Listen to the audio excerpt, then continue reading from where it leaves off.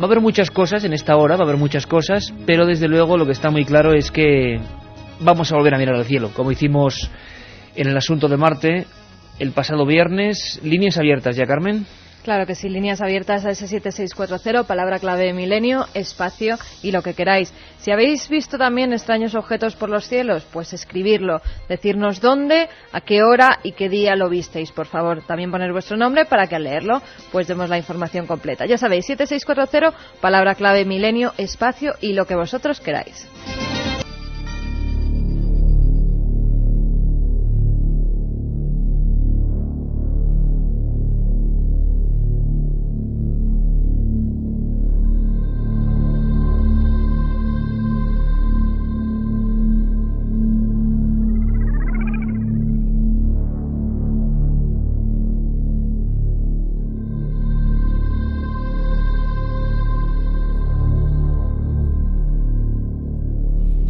Y es que la verdad es que nos hemos quedado muy sorprendidos con la cantidad de información recopilada esta semana. Hemos trazado unos mapas que queremos completar hoy, unos mapas curiosos, unos mapas que nos demuestran que no fue todo una diagonal tan perfecta, y sobre todo que ha habido más días de avistamientos. ¿Que son meteoros, que son aerolitos? Pues muy probablemente pueden serlo, claro que sí, pero lo cierto es que las áreas de influencia son distintas de las que imaginamos en un principio. Recordáis todos los amigos que exactamente hace una semana una especie de gran bólido, según todas las noticias, atravesaba España desde Galicia, entrada por Galicia, salida por Levante, pero parece que las circunstancias son otras a la luz de una semana de investigaciones.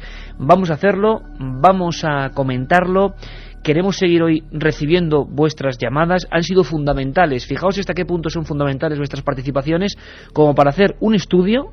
Estamos aquí ahora mismo llenos de papeles y de mapas de la península y las islas, porque en las islas también ha habido avistamientos. Por ejemplo, nos hemos dado cuenta que tanto el 4 de enero como en días sucesivos en Canarias se han visto cosas parecidas. Canarias quedaba fuera de cualquier ruta de ese meteoro.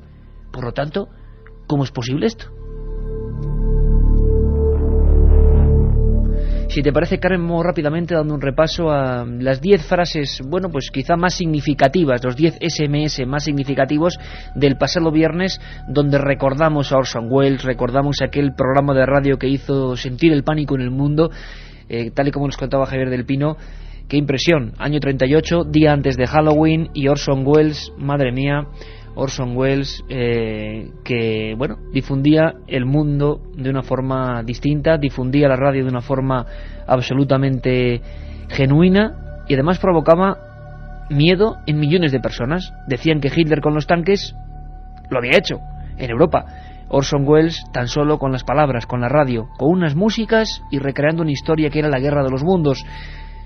Y aquí pues empezábamos con ella también, una orquestina tocando y de repente un reportero que se colaba en el concierto informando de noticias terribles. En Marte había explosiones. Marte fue nuestro programa, y sobre Marte y el universo y el espacio versaron vuestros mensajes. Pues esos 10 SMS que nos llegaron al 7640, palabra clave milenio, nos decían: hola, soy José de Murcia, quiero saber vuestra dirección en internet para escuchar programas atrasados. Y hay que decir que la dirección en internet, tanto para los programas como cualquier información gráfica, nuestras cosas, las cosas del programa, pues todo eso está en la página amiga, que es ikerjimenez.com, www.ikerjimenez.com. Eso siempre va a ser el foro amigo de este programa, con la lista de correo, con las imágenes, con los libros, con las cosas, y sobre todo pues con las descargas. Siempre los últimos programas, los 5 últimos más o menos, gracias al permiso de la cadena SER, a Rafa Cabello y a José Manuel García Bautista, pues están ahí. Nos dicen también, Carmen, siempre que hay muchos problemas, que tarda en bajarse, que a veces no se puede, y es que hay miles de descargas al día, miles de escuchas al día, y es lo que podemos hacer de momento, así que bueno, un poquito de paciencia, ¿no? Rosa desde Madrid nos decía: seguid informándonos sobre lo que se ve caer del cielo estos días, sois los únicos que lo hacéis.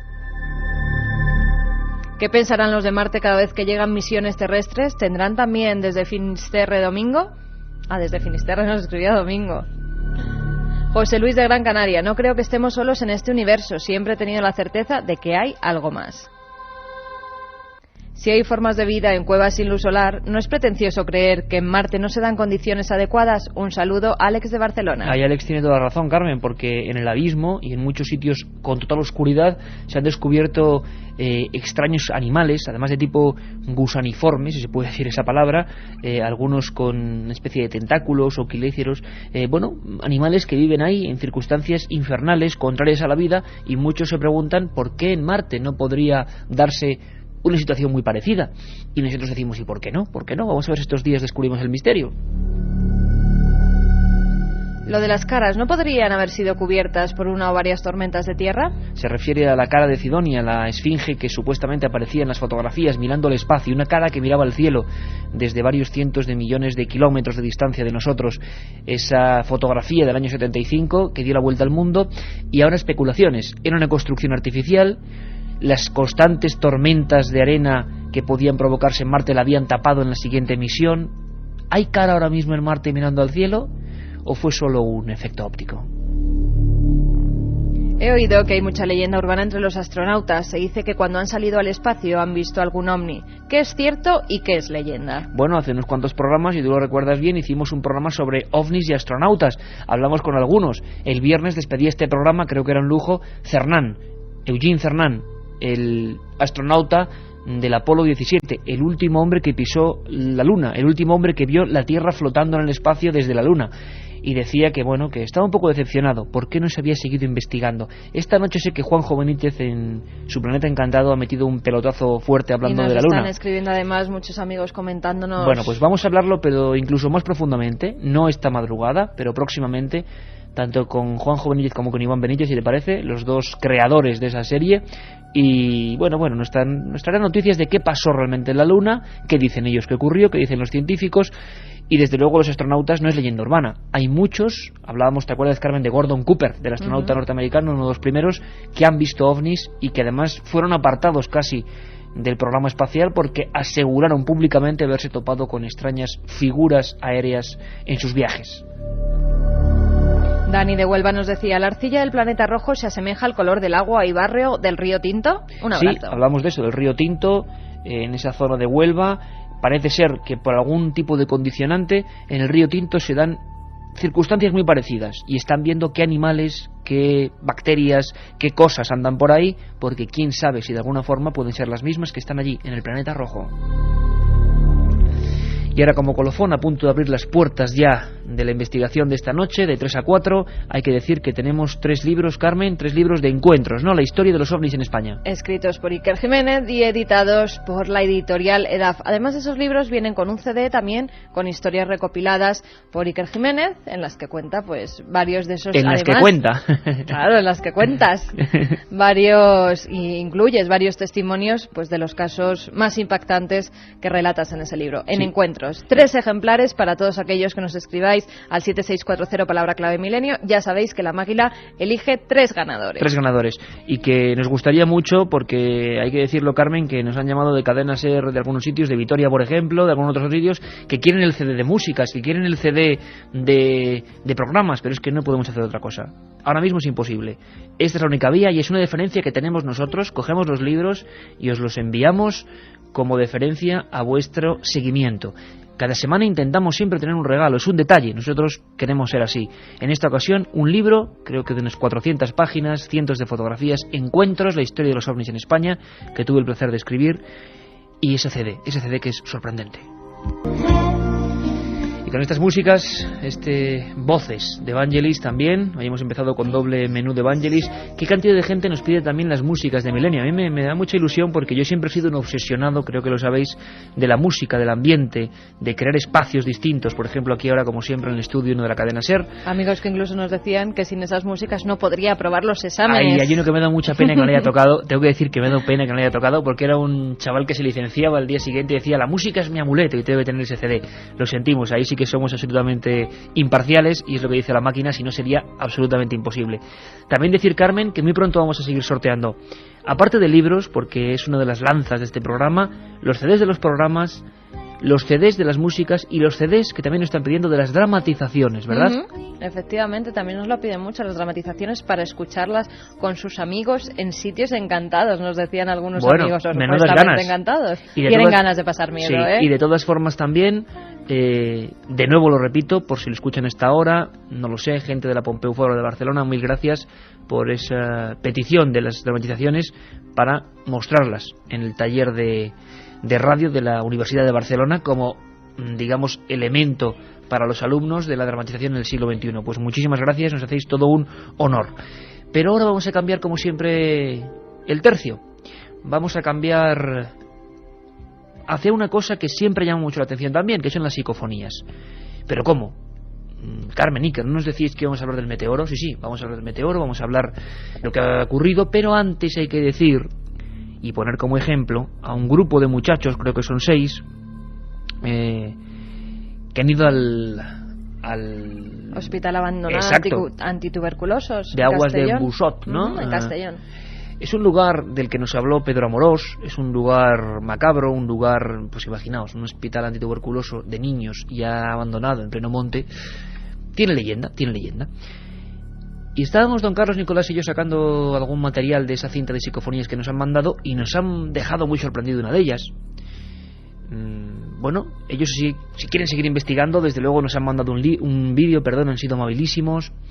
Además te puedo asegurar que en el vídeo, según iban grabando, yo les podía ver las caras y veía lo que estaban haciendo en todo momento, y en ningún momento cuando sale esa voz ellos hablan, por lo cual... Una voz de mujer. Efectivamente, por lo cual no puede ser ninguna de las personas que estaban allí, porque ellos... Qué interesante, qué interesante, o sea que tú, porque yo no he podido ver el vídeo, tú sí lo has podido ver ahora, y es que, o sea, esa psicofonía no solo tiene el valor, lo que vamos a escuchar ahora, de que ha sido grabada en un magnetofón y bueno, ya está, sino que al mismo tiempo unas cámaras de vídeo registraban toda la escena y claro, nadie se acercaba al magnetofón y decía silencio, que es lo que en unos minutos vamos a escuchar. Y en la cámara de vídeo también, a través del sonido de la cámara, se ha grabado también esa misma palabra, sí. Ah, curioso. Nos ponemos en situación, 3 y 18 minutos, esto es Milenio 3, y nuestra imaginación, estéis donde estéis, como siempre digo, en la cama, en la carretera, haciendo guardia en un sitio, lo que sea, con desvelo, con insomnio, pues imaginaos esa casa, esas paredes derruidas, y hace unos años un lugar necesario, pero un lugar también sombrío, como puede ser un sanatorio de estas características, y niños. Desde hace por lo menos 10 años corren el rumor en la comunidad valenciana de que, bueno, han pasado cosas, los investigadores se acercan, pero pocas veces habíamos escuchado una psicofonía tan clara, sinceramente. Lo que sí me gustaría es animar a la gente, porque vosotros sois los corresponsales también de Milenio 3, no solo nuestros amigos que siempre están, se me quedan hasta las cosas ya de la tensión de esperar lo que viene ahora mismo. Es una voz de esas que nos deja, inquietos, pero hay que decir y animar a la gente, Carmen, y si te parece, después de esta psicofonía vamos a animar a la gente a que escriba, a que nos envíe sus paquetes postales a la dirección de aquí, porque también queremos saber cómo están, a qué punto sus investigaciones. Y agradecer también a todos aquellos que lo han hecho, como los músicos que nos han enviado pues CDs con sus como Guillermo Cazenave, composiciones. Uno de los grandes compositores. Desde sí, Francia nos enviaba esos CDs que seguramente incluiremos en los programas. Perfecto, Guillermo Cazenave, uno de los grandes músicos de la que se llamó Corriente de la Nueva Era, muy propia musicalmente con este programa, nos mandó pues gran cantidad de CDs y nos decía además que desde el país cátaro, uno de los lugares más enigmáticos de Francia, se escuchaba mucho Milenio 3. Lo que ahora vamos a escuchar es la psicofonía, ¿os parece? Preventorio de Aguas de Busot, sin nadie hace muchos años.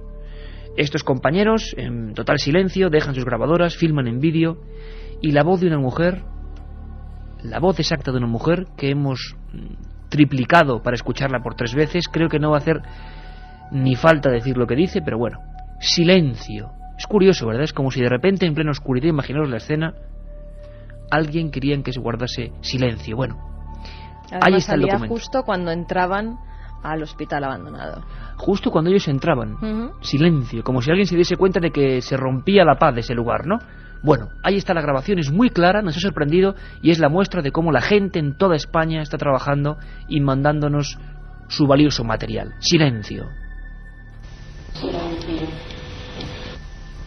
Silencio.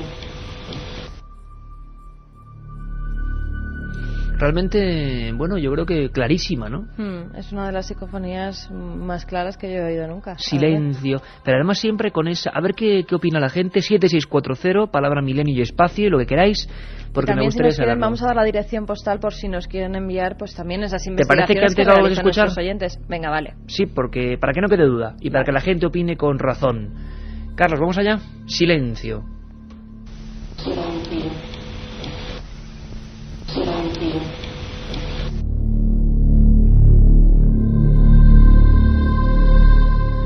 Y es que la investigación continúa en todas partes, vosotros sois partícipes de ello, este equipo de 6 personas, que estoy seguro que nos darán muchas más alegrías y que esperamos hablar con ellos también, con sus investigaciones, como tantos grupos en toda España que nos escriben y que, por supuesto, aparte del SMS, del 7640, aparte de milenio3@cadenaser.com, por si quieren contarnos algo con más detalle, pues aparte hay una dirección postal donde podéis enviarnos a nuestro nombre cualquier material que será bien protegido aquí, analizado, y si queréis también, pues nos pondremos en contacto con vosotros y comentaremos sorpresas tan bonitas como esta, una psicofonía hace bien poco, Silencio. ¿Cuál es la dirección, Carmen? Pues la dirección es calle Gran Vía, número 32, octava planta, 28013 de Madrid, a la atención de Milenio 3.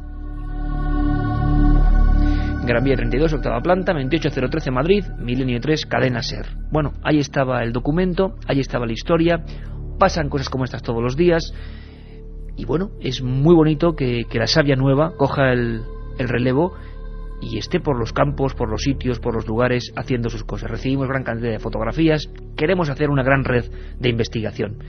Investigación es lo que requiere lo que ha pasado hace una semana. Investigación es lo que requiere el acontecimiento de ese supuesto aerolito, meteorito. ¿Qué es lo que era? ¿De qué se trataba? La pregunta sigue igual de vigente porque el silencio, como veis, ya ha llegado. Yo lo anunciaba hace una semana. ¿Qué demonios sobrevoló nuestros cielos de cabo a rabo hace 7 días?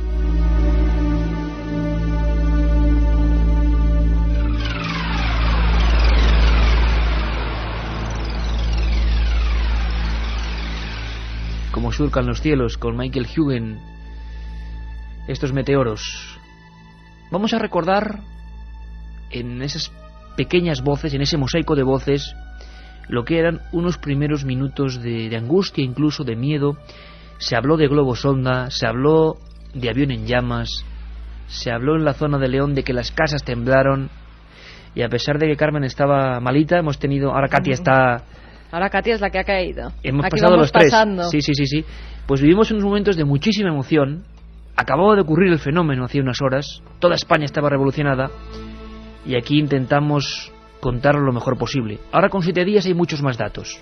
Pero recordemos con la fuerza de la palabra aquellos momentos en que mucha gente vio, casi como diría Obélix, que el cielo se les caía sobre las cabezas. Pero en segundos, Pero que fue impresionante, Pero impresionante. Nunca. Usted ve una cosa así caer, luminosa y ardiendo y ¡pum! Y ¡zas! De repente desaparece. Nosotros estábamos en casa y oímos el sonido fuerte.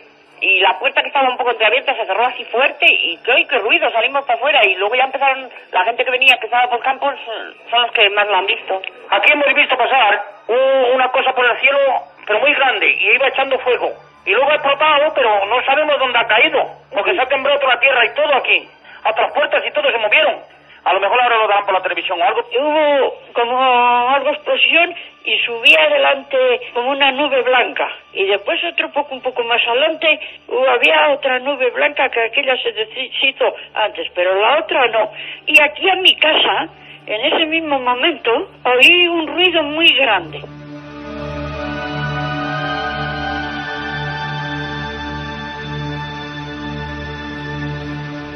Y a 7640 ya nos están llegando muchos mensajes. Por ejemplo, un amigo nos dice: debo ser la única persona en España que no ha visto los bólidos del cielo. No, ya somos 3. Sí, porque nosotros... O 4, Carlos, ¿tú lo has visto? Tampoco. 4. Porque lo único que sé es por vosotros. Muchas gracias. He alucinado con el maestro Benítez, nos dice David de Alicante.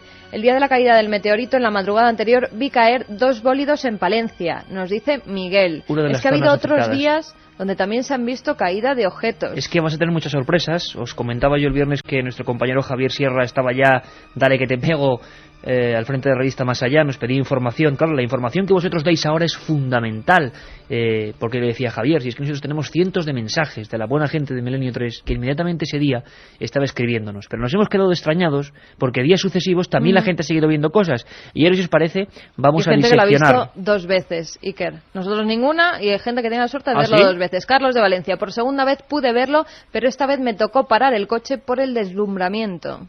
Madre mía.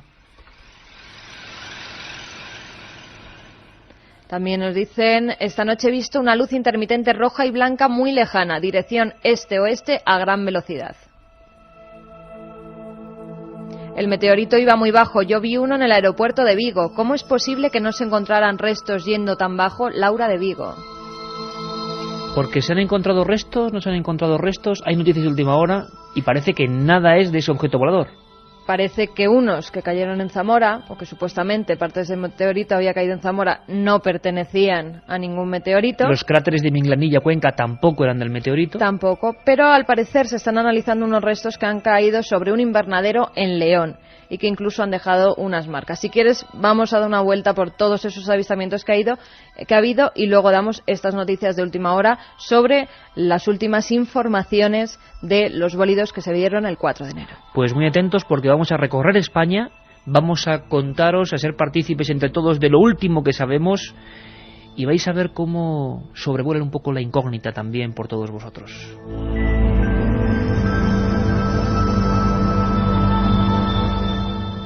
Vamos a ver, el 4 de enero del 2004 ocurre esto.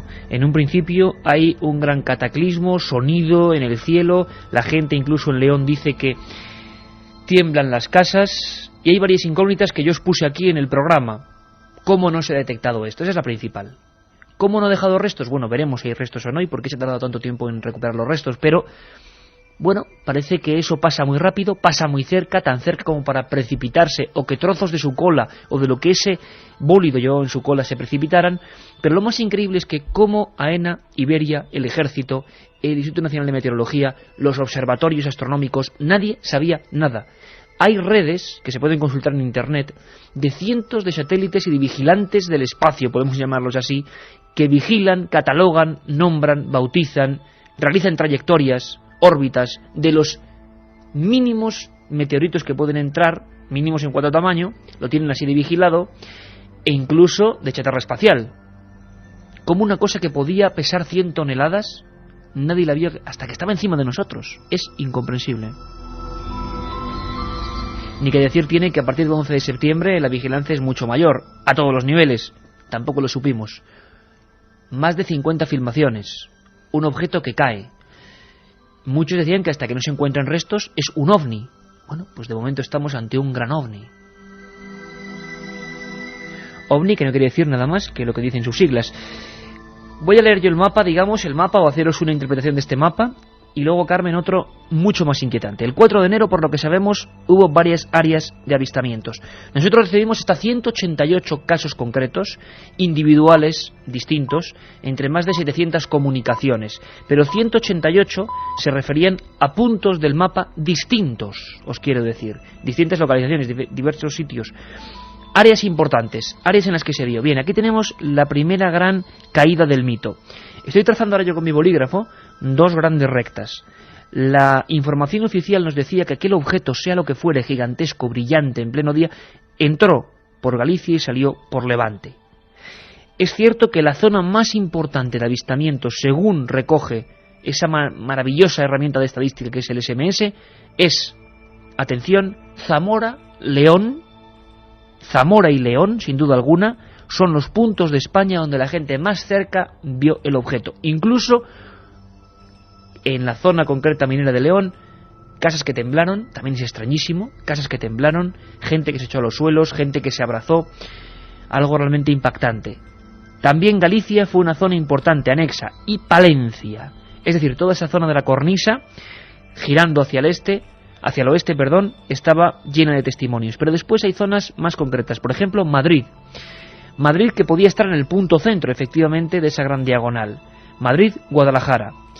Y empieza a haber, Carmen, lugares y puntos donde no entra esa aparente autovía, si la trazamos, y podéis hacerlo ahora casi mentalmente, un mapa de España, hay zonas muy concretas, decenas de testimonios que no estaban en esa zona. Por ejemplo, Teruel, Zaragoza, y ya hacia el sur, Ciudad Real, Puerto Llano, Alcázar de San Juan, sitios que quedaban fuera de esa diagonal.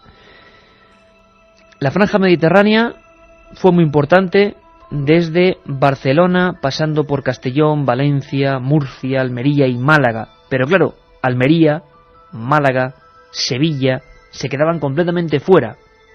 Incluso Canarias, en La Palma, en Las Palmas, en Gran Canaria, en toda la zona de Gran Canaria, en Lanzarote, incluso en Fuerteventura, hemos recibido testimonios de gente que vio ese fenómeno que muchas veces estaba casi en el mar, o según algunos, por efecto visual probablemente, metiéndose dentro de las aguas.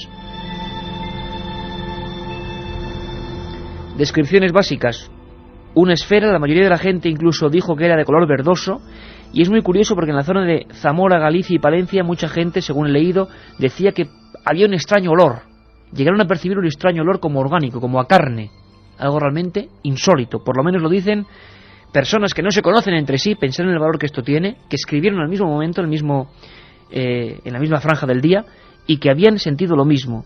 Muchos hablaban de la lluvia de San Aquilino, porque era el santo de ese día también, y algunos incluso veían dentro de esa gran esfera o de esa gran bola 3 esferas independientes. Exactamente lo mismo que nosotros aquí, si recordáis, pusimos en una grabación de pilotos que el 2 de febrero del año 88 se encontraban con unas esferas, 3 y luego uno más atrás, que casi se chocan con su avión. Bueno, pues esto es lo que ocurrió. 3 esferas, color verde la mayoría, una estela, olores extraños y zonas, tanto por el norte, como es el caso de Burgos, como por el sur, Andalucía, Canarias, que se escapan a esa diagonal. Por lo tanto, o el fenómeno fue mucho más grande y más alto, o casi toda España, a excepción quizá de Asturias, País Vasco, zona de Pirineos o zona de Extremadura, aunque en Badajoz hay testimonios, lo vieron. Un fenómeno de una magnitud mucho mayor de lo que pensábamos hace 7 días. Pues también el día 10 nos llegaban informaciones de que algo estaba pasando también en los cielos de la península. En este caso se concentraban sobre todo la mayoría de avistamientos en Barcelona, en la zona de Barcelona, donde además coinciden pues los oyentes que nos escribieron en la hora en que lo vieron, hacia las 9:30 de la noche. Tomad buena nota, por favor, en el 7640, porque si alguno puede rebatir estos datos, nos gustaría mucho tener información actual. También hubo varios avistamientos en la zona de Granada, en la Sierra de Granada, en Motril y en Llano de la Perdiz. Allí hubo varios avistamientos también de bólidos de extrañas luces azuladas con estela. Dejaban una estela. Cataluña y Granada. Es donde mayormente nos han llegado las informaciones. Pero también se vio en Albacete, en Valencia, en Jerez de la Frontera. En Tenerife también hubo varios avistamientos. O sea, más zona sur que zona norte, por lo que estoy viendo. Totalmente. La única zona norte, Tudela, Navarra. Ahí sí que nos escribió un amigo que también lo había visto.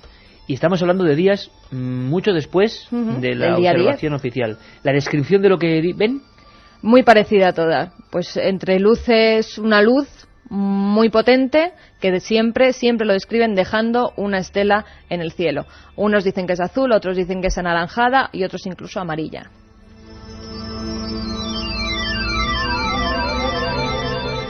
Pues incógnita de las buenas porque la gente sigue viendo cosas. Puede ser un efecto contagio, puede ser la sugestión, puede ser que estén entrando ahora otros meteoros más pequeños, puede ser que haya reentrada, como dicen, de chatarra espacial.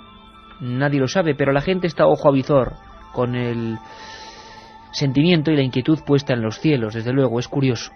Aunque... Mira, y noticias de última hora. Dime. En cuanto a bólidos o extrañas luces por los cielos. Voy por la N3, Nacional 3, y en dirección este-oeste acaba de cruzar algo ardiendo sobre el camión a la altura de Utiel. Alguien más lo ha visto, Quique desde Valencia. Son las 3:35 de la madrugada y esto es lo que tiene la radio interactiva y en vivo. En Utiel, Valencia, un amigo camionero, saludos a todos los compañeros que están ahora con la rosca, viajando por las carreteras de España, ha visto ahora mismo una especie de cosa en llamas. Madre mía. Nos dice cruzar algo ardiendo sobre el camión. ¿Qué le ha pasado sobre el camión? Vamos a ver si muchos más amigos tienen información, porque nos hemos quedado alucinados. Estamos ante un fenómeno curioso que tiene, imagino, muchas posibilidades o visos de ser natural, de no ser desde luego un artefacto o un ingenio, ¿no? Que en un principio se pensó en eso, en un globo sonda, que es imposible, ya nos lo dijo aquí Jacob Petrus, el meteorólogo de la SER, o un avión en llamas. Es algo más raro, es algo que viene del universo, pero que se está viendo en diferentes días. Por lo tanto, bueno, no sé, ahí está la incógnita. Lo que os prometemos es seguir investigando y desde luego hacia el final del programa dar buena cuenta de lo que llegue hoy, porque estoy seguro que seguirá habiendo noticias. Y ahora nos vamos con lo último que se sabe a nivel científico, lo que nos dicen que se sabe, pongamos comillas, sobre las investigaciones oficiales realizadas sobre este misterioso bólido. Nombre también misterioso, ¿verdad? Bólido, ahí se mete todo, es como un cajón desastre. Esa cosa que rasgó los cielos el 4 de enero.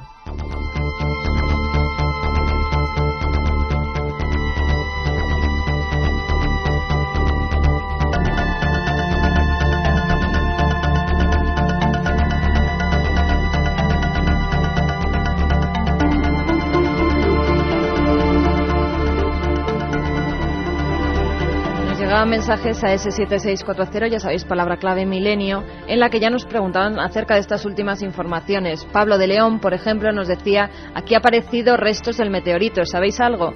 Pues sí, y vamos a dar las últimas noticias. Primero vámonos hasta Zamora.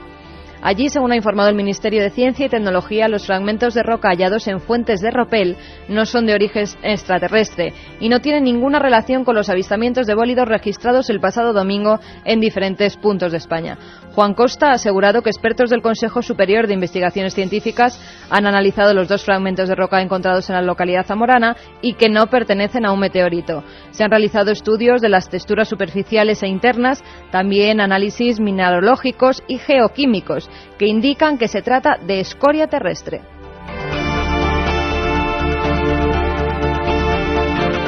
O sea que, Carmen, hablando más o menos en cristiano para que todos lo entendamos, en vez de la terminología que utilizan ellos, que podemos interpretar, que nada que ver con lo que atravesó el cielo. Nada que ver.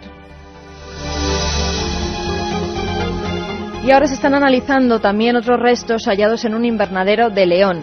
El Consejo Superior de Investigaciones Científicas dará los resultados a mediados de la semana que viene de los análisis llevados a cabo en la roca que se ha hallado esta semana en un invernadero de Villalobar, en León, y que podría tratarse de los restos del supuesto meteorito avistado el 4 de enero. Ricardo Chao, vicepresidente de la Asociación Leonesa de Astronomía, que pudo ver la roca, aseguró que tenía forma rectangular, era de color gris metálico, con irisaciones en algunas caras y que medía unos 72 centímetros de largo por 40 de ancho. En el techo del invernadero se podía contemplar un agujero con dimensiones muy parecidas a las de la piedra, además de que el plástico de las lonas estaba en algunas partes fundidos, por lo que se cree y se piensa que fue un trozo del bólido que al estar muy caliente atravesó los plásticos. Aquí lo que habría que tener mucho cuidado también es con las posibles bromas, no creo que sea este caso, pero como ocurrió con el hielo, que ahora mucha gente puede pensar que estas son piedras de meteorito, como ha ocurrido en algunos puntos de España, ven un cráter como en Minglanilla, Cuenca, y se creen que ya es propio del meteorito, unas piedras que no les suenan. Bueno, mucha atención. Ahora, si te parece, Carmen, nos vamos hacia un misterio igual de extrahumano, pero parece que más próximo. En Chile se ha armado la marimorena con las apariciones supuestamente ni más ni menos que de la Virgen. Desde el pasado mes de diciembre, un insólito hecho está alterando la tranquilidad de la ciudad chilena de Pacífico, cerca de Arica. Sus habitantes aseguran que la Virgen del Carmen se ha aparecido en el segundo piso de una vivienda situada en el pasaje de Los Ángeles. Se llama Pasaje de Los Ángeles, el sitio, vaya. Curiosamente. Según Luis Miranda García, que tiene alquilada esa vivienda, la imagen apareció en el reflejo de una ventana cuando se encontraba colocando unos adornos navideños. Son miles de personas las que se concentran cada día para ver allí si de verdad hay algo extraño. La Iglesia no se ha pronunciado en torno a este asunto y ni siquiera los sacerdotes de aquel lugar han ido a ver esa supuesta imagen milagrosa. Y hay otros testigos que aseguran que no se trata de ningún milagro ni de nada parecido, sino que simplemente es un reflejo de luz que hace que se proyecte esa silueta. Sin embargo, como siempre, la sociología del milagro, que a veces es lo que nos interesa, porque nos interesa lo que le interesa al hombre, nos demuestra que la gente está cayendo en éxtasis, rezando, trifulcas, al mismo tiempo gente sin comer ni beber, arrodillada allí, por un efecto, parece que es de luz, El fenómeno de las apariciones marianas, tan complejo del que hemos hablado en alguna ocasión, nunca deja de sorprendernos. Y tenemos incluso alguna declaración de la dueña de esa casa que habla de Patricia Aravena. Que esto es bueno, dice, que es bueno para todo, incluso para Arica, que es una zona, dicen, relativamente dura en Chile, ¿no? En la zona desértica de Chile. Escuchamos sus palabras. Es una bendición, tanto para la población, para el pasaje, para los vecinos, para Arica, que está tan mal Arica. ¿Y esto le puede venir bien a Arica? Bueno, pues no lo sé, una aparición de este tipo. Ha habido muchas. ¿Recordáis la imagen de una efigie de la Virgen en el metro mexicano? O yo recuerdo otra hace muchísimos años, hace más de... Pues, a ver si es la misma que estoy pensando 10 años. Yo recuerdo una parte hace más de 10 años, no, en Galicia, hace muchísimos años, hacia el año 90 ni más ni menos, contaba yo con 17 años, fíjate, y que me desplacé hasta un lugar porque se decía que se veía también y era un fenómeno de luz. Pero es que se han aparecido vírgenes, que es en la que estaba pensando yo, hasta en un jamón. ¿Te acuerdas? Ah, bueno, de claro, esa claro. noticia? No, era Jesús, la cara de Jesús. Sí. Bueno. Era más o menos del gremio, pero Jesús de en Nazaret. Una flor, también. En el bar Granada, un bar que se hizo célebre por un jamón en el que aparecía, bueno, fue una... En la grasa del jamón por fuera aparecía un rostro. Sí, suena chistoso, Carmen, pero es que se montó también la peregrinación. Sí. Y hay que preguntarse ahí por qué. ¿Por qué ocurre esto, aunque el caso parezca aparentemente ridículo? Un amigo, además a ese 7640, nos escribió el pasado viernes diciéndonos que él tenía la imagen de una virgen en una bellota. Pues que nos la mande y también la analizaremos. O por lo menos que nos mande la imagen, ¿no? Que siempre todo lo curioso es interesante. Claro, la verlo. imagen, no la bellota. Había una época en que la imagen no valía casi nada, porque no se podía registrar. La época de la historia más antigua. Hay tumbas, las tumbas siempre llaman mucho la atención. Nos preguntan a veces, desde aquel programa que hicimos sobre el miedo a morir, sobre las tumbas de los enterrados vivos, tumbas de imágenes célebres, nos preguntan por la tumba de Julio Verne, la tumba de Jim Morrison, tumbas donde parece que ha habido cosas extrañas. Pero es que ha habido personajes cuya tumba es un misterio, Carmen. Por ejemplo, el grandísimo, el inimitable Alejandro Magno.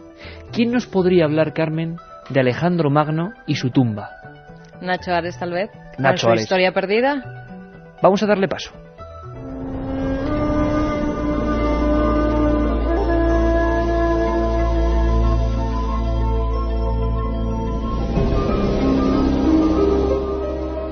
Hace 25 siglos el mundo entero se rindió a sus pies.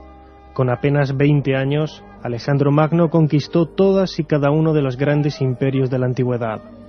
Y hoy, la ubicación de la tumba de este coloso de la historia sigue sumergida en las brumas del misterio.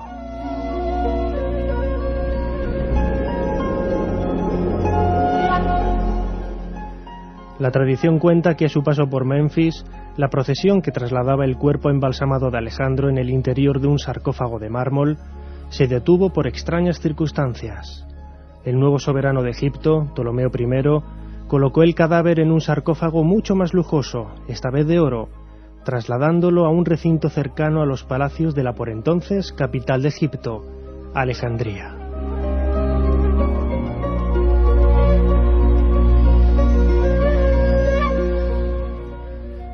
Con el fin de paliar la grave crisis económica que sufría el país, más tarde se volvió a cambiar de sarcófago, introduciendo el cadáver de Alejandro en una urna de cristal. Posteriormente, la famosa reina Cleopatra saqueó las tumbas reales del palacio en donde se encontraba el cuerpo del glorioso emperador, perdiéndose la pista de su ubicación exacta para siempre.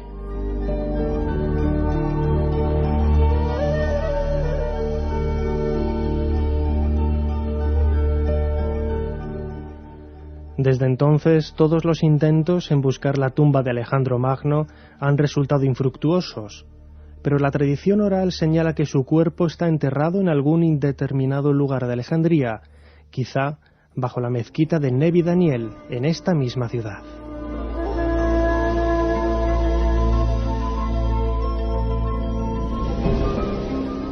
No faltan las leyendas que hablan de los misteriosos túneles que parten bajo el suelo de la mezquita. Túneles como estos son los que han despertado la imaginación de los habitantes de la ciudad. Por ejemplo, se cuenta la historia de una prometida que durante la procesión de su boda, su excesivo peso le hizo caer en un agujero que iba a dar a uno de estos túneles, desapareciendo para siempre.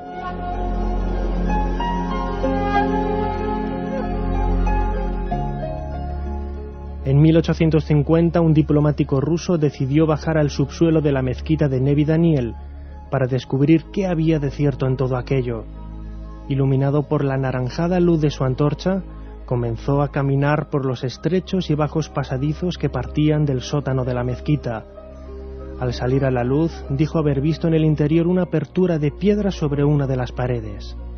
A través de ella se podía ver un rico ataúd de cristal que contenía en su interior un cuerpo con una diadema en la cabeza.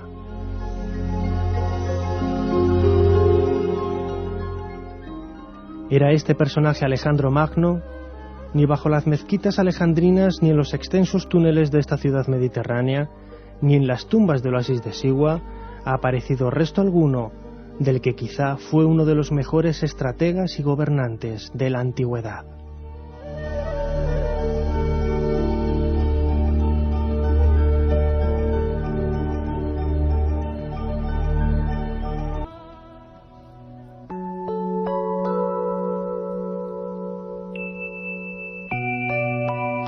¿Te parece, Carmen, que demos un repaso a un libro que acaba de salir? Muy breve, pero un libro de un buen amigo, de un compañero también de este programa, que además trata un tema que puede parecer duro, pero depende cómo se enfoque.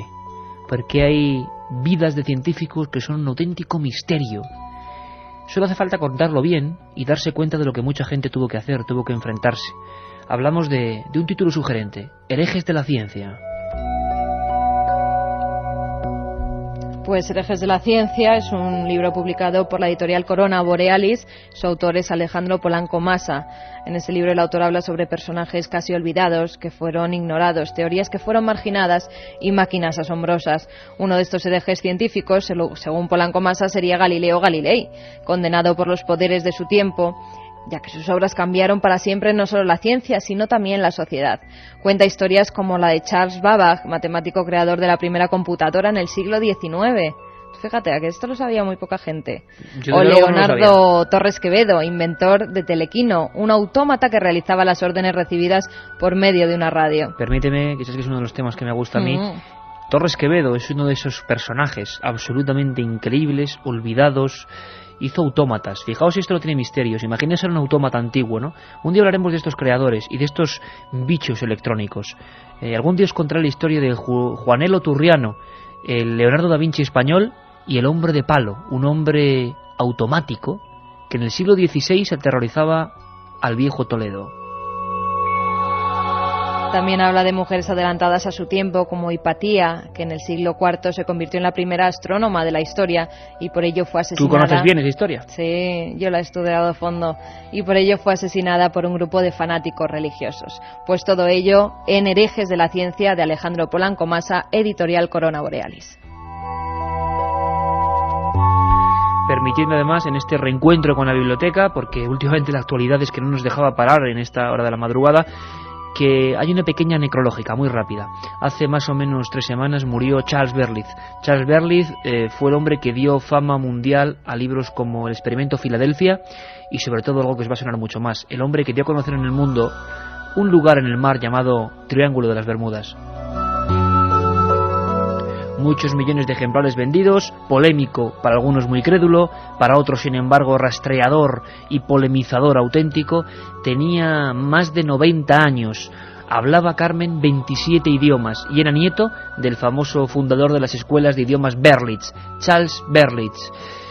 Polémico, equivocado o no, me da exactamente lo mismo. En nuestra biblioteca, en la que tenemos nosotros y en la que intentamos compartir con vosotros, siempre habrá un hueco para él, porque fue un pionero, fue un arriesgado y fue un valiente.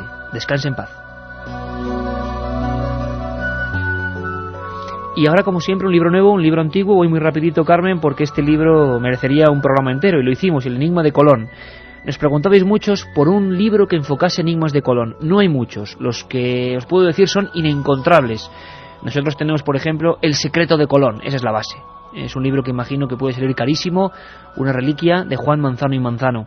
Nos preguntabais por El prenauta, ese hombre que dio un secreto a Colón. Bueno, pues por ejemplo ese libro, o si no, puede que lo encontréis más fácil, aunque es de 1973, lo tengo aquí, en las manos, Simon Wiesenthal. El título es tremendo, Operación Nuevo Mundo.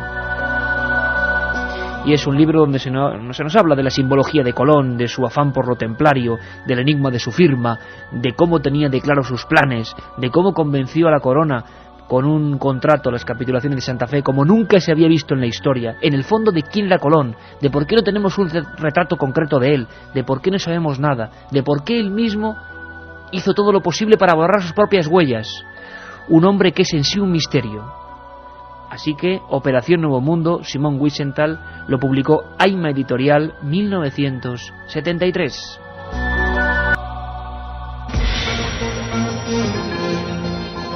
La otra realidad. Milenio 3. En la cadena. Puede que haya unas reentradas concretas de elementos, de objetos, pero claro, tanta gente, estamos recogiendo entre estos 3 días, son cientos y cientos y cientos, miles ya, de mensajes de gente que lo ha visto con sus propios ojos, y en algunos casos nos hemos quedado sorprendidos, como este agricultor de Oropesa o este español de Valencia, que les ha quemado almendros y que les ha quemado terrenos, y la pregunta era muy significativa cuando ocurre esto: ¿quién paga? Vamos con los 3 ganadores, Carmen. Vamos con los 3 ganadores, Iker, de esos 3 libros de encuentros, firmado por Iker Jiménez, de la editorial Edad. Son Loli, desde Tenerife, que nos dice: gracias por contarnos aquello que ningún informativo nos cuenta. Esteban, de Cádiz: sobre mi ciudad también pasó algo extraño. ¿Por qué no han dicho nada? Y por último, Ana, desde Toledo: yo creo que el programa de Benítez hoy ha sido para darle un 10. Bueno, hay que decir que los informativos de la cadena SER sí que lo cuentan todo. Claro que sí, ahí están nuestras compañeras que ahora mismo vienen a este estudio 1 de la cadena SER, en penumbra, entran ya por aquí, y desde luego todas las noticias. Lo que ocurre es que hay noticias que son incomprensibles, que quizá por la situación concreta de los pueblos, de los sitios, pues no llegan al gran público, y por eso es muy interesante vuestra participación. Vosotros hacéis este programa, y lo que está muy claro es que miles de personas, Carmen, han visto esas cosas. Quién sabe si en los próximos días, aunque ya la información decrece, podamos saber algo más. Es importante que el silencio no se haga sobre esto, y que si es un meteorito, pues lo sepamos, se analice, y como he dicho, si salimos ganando es porque por lo menos miramos al cielo. Hablábamos de un tema polémico que ahora mismo ha explotado en Estados Unidos, un libro realmente, bueno, que ha causado llamas a favor y en contra. Se llama El ADN de Dios, y habla de esa comisión de la Universidad de Texas de microbiología que ha sacado, yo no sé si es herejía, si es ciencia, depende, imagino, con el cristal con el que se mire. Carmen, han sacado moléculas o muestras de ADN de la sábana santa, ni más ni menos, y a eso nos dedicábamos la primera parte. Buenas madrugadas. Buenas madrugadas. Efectivamente, como bien dices, ha causado polémica. Y no solo eso, también la película de David Rolfe, Clon. Cómo clonar al hombre de la sábana santa, cómo clonar a esa figura que sí, según los indicios que se dan en ella, puede ser Jesucristo. Ahí está la polémica, Iker, es lo que hemos tratado en la primera media hora de Milenio 3. Además, la hablábamos con tu libro en la mano, la Sábana Santa, fotografía de Jesucristo, pero lo más interesante también, quizás, lo que la gente nos ha preguntado mucho a través del correo electrónico de milenio3@cadenaser.com, es la historia de David Rolfe, de ese hombre escéptico, en contra de la sábana, director de cine, que llega para hacer un reportaje y cargarse toda la historia, y de repente, pues cómo decirlo, hay algo que le fascina, algo que le intriga, algo que llama su atención, se convierte al cristianismo, y ahora mismo aquel reportaje escéptico varía 360 grados y se convierte en una trama que hemos visto que tiene más de realidad que de ficción. Una trama que tiene que ver con Jesús y que se llama, ahí es nada, Clon. Y hablábamos con miembros de la Iglesia, con miembros de la ciencia, de la genética, con los que están a favor de la clonación, bueno, todas las opiniones como siempre en Milenio 3. Sabéis que en este tiempo convulso, más que nunca, con cambios en el horario futbolístico, con elecciones que todavía no han acabado, es increíble, pero todavía están ahí recontando votos, nos recuerda esto a otros países, el suspense se acentúa, pues cambia nuestro horario, es lógico. Empezamos a las 4 de la tarde, es lo que sabemos por el momento hasta mediados de junio, a las 4 de la tarde, y siempre la cita aquí con todos vosotros. Antes de empezar a meternos en materia y con un tema que también, el principal, tiene que ver con Cristo, noticias de última hora muy interesantes que nos van a llevar a Valencia, me gustaría comentaros 2 citas a todos los amigos de Milenio 3. La primera es que ya está cerca la Feria del Libro, que empieza el siguiente fin de semana, y que tanto Carmen Porter como yo, como otros muchos compañeros del Archivo del Misterio, estaremos los fines de semana, no el que viene, sino el siguiente, 7 y 8 de junio, 14 y 15, son sábados y domingos. Vamos a actualizar, es decir, la próxima semana daremos más fechas concretas, casetas, pero que sepáis que dentro de 2 semanas, 7 y 8 de junio, sábado y domingo, 14 y 15, estaremos en esa fiesta de los libros, pues con una intención: estrechar vuestras manos, daros un abrazo, compartir, pues quizá más de un año de compañía. Parece mentira, Carmen, pero estamos a puntito de cumplir un año de programa. Parece mentira, Iker, y gracias a la cadena SER, que nos deja seguir continuando con los misterios, y que vemos que el público los acepta porque los tratamos con gran rigurosidad, según nos dicen, y con seriedad. Pues de momento, por lo que sé, por lo menos un añito más vais a tener que seguir aguantándonos. Y otra cita importante, miércoles 18 de junio. Por favor, tomar lápiz y papel. Son citas para los amigos de Milenio 3, para los que comparten este espíritu y que sabemos que cada día sois más. Miércoles 18 de junio, Auditorium Municipal de Benalmádena en Málaga. Auditorium Municipal de Benalmádena en Málaga, miércoles 18 de junio. Un evento que creo que va a ser algo impresionante. Hablaremos con nuestro colega Luis Mariano, corresponsal en esa provincia, porque vamos a hacer un programa en vivo, vamos a mostrar imágenes, va a haber firmas, va a haber hasta un cóctel en el que todos estáis invitados, un acto completamente gratuito, una explosión de misterio. Damos las fechas, 18 de junio miércoles, y desde luego iremos adelantando en fechas próximas también muchos más detalles.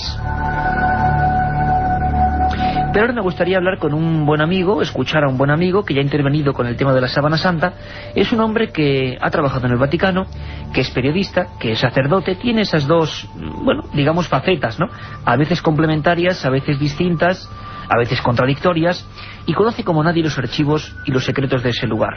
Y ahora resulta que nos da un último dato que conecta el Vaticano con Valencia, y diréis, ¿qué pasa en Valencia? En Valencia se guarda una de las reliquias que quizá no tenga la fuerza o el lustre de la Sábana Santa, pero que también ha hecho correr ríos de tinta. Dicen que en la Catedral de Valencia está allí, ni más ni menos, que el Santo Grial.